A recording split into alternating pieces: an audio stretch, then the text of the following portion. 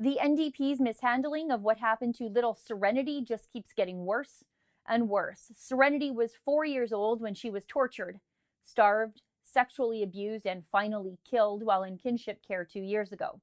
Now, kinship care is family-based foster care, but it's still under the direct supervision of the Alberta government. Serenity didn't die when the NDP were in power, but everything the NDP have done with regard to Baby Serenity since then has been a total disaster. The NDP forgot to get Serenity justice by forgetting to turn over part of her file to the RCMP so they could properly investigate. And now it's been revealed that there are still kids remaining in the home under the care of the people who were caring for Serenity when she died. Some reports say as many as 6 kids. The Children's Services Minister Danielle Larrabee said that number's outdated, but won't say exactly how many kids are still in that torture chamber. And does it even matter? What a ridiculous sticking point. I don't care if there are 12 kids in that home or just 1, because 1 kid left in that home is too many while a murder investigation is underway. And what does Rachel Notley think of all of this? Watch this exchange with PC interim leader Rick McIver. It's so gross. If you're someone who's touched by the story of this little girl, this is going to be one of the most despicable things you will ever see. I was once a minister, so I know that things can go sideways without warning and land on the front page of the paper. I also know when this happens, the ministers in charge must demand the file and take a personal interest on the issue and get on top of the problem or be fired. That's right. Serenity's file has been front and center for months, and now we know the Premier and Minister have not done their job and left more kids in the same danger as Serenity.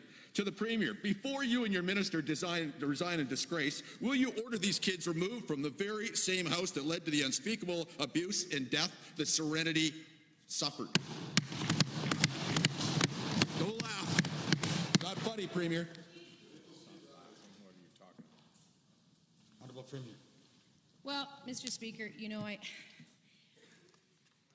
it's interesting, Mr. Speaker, because unfortunately the tragedy that Serenity went through occurred in September of 2014. And the ministry engaged in a very comprehensive review and monitoring of the safety of the biological children of the guardians in question, beginning in September of 2014 onward, under the watch of the member opposite's former government. Now, the reason for that, Mr. Speaker, is because the policy is that you do not take away the children of somebody who is engaged in a criminal investigation. Thank you, Honorable Premier. Notley's laughing, smirking, with her hip cocked out and rolling her eyes. She's like a petulant 13-year-old. And then she tries to blame the former government for how the NDP are mishandling the file today.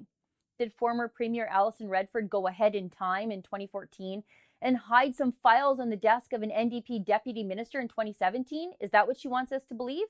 Alison Redford didn't forget to give the police Serenity's file. The NDP did. Alison Redford didn't leave 6 or 5 or any kids in that home during a murder investigation. The NDP did.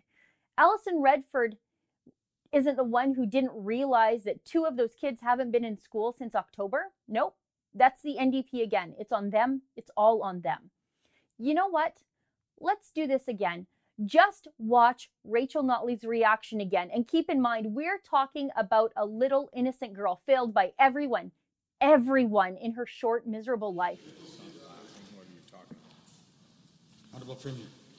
Well, Mr. Speaker,